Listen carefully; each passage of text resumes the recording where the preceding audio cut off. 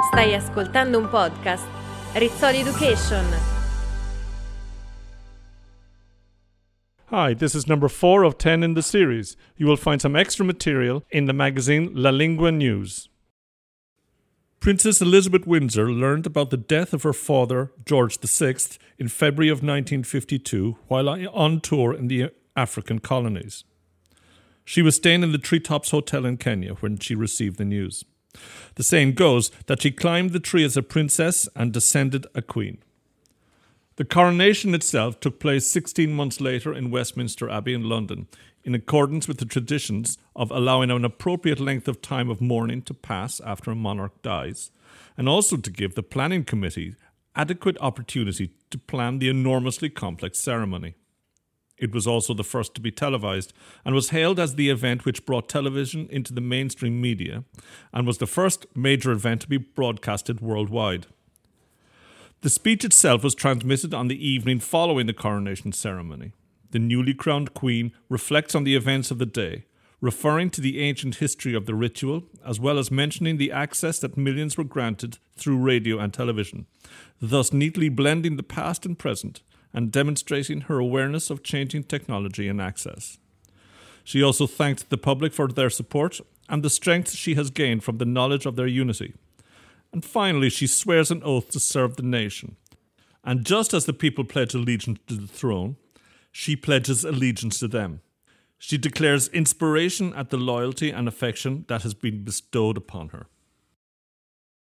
The ceremonies you have seen today are ancient, and some of their origins are veiled in the mists of the past, but their spirit and their meaning shine through the ages, never perhaps more brightly than now. I have in sincerity pledged myself to your service, as so many of you are pledged to mine. Throughout all my life and with all my heart, I shall strive to be worthy of your trust. In this resolve, I have my husband to support me.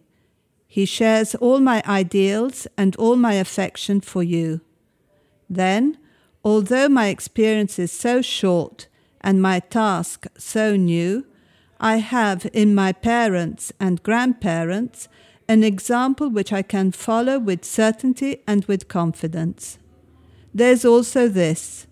I have behind me not only the splendid traditions and the annals of more than 1,000 years, but the living strength and majesty of the Commonwealth and Empire, of societies old and new, of lands and races different in history and origins, but all by God's will, united in spirit and in aim.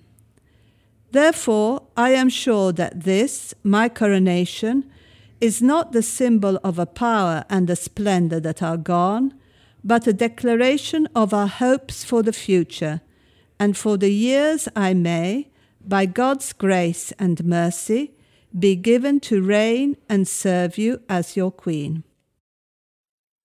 This is probably the best speech you can choose for year 2022.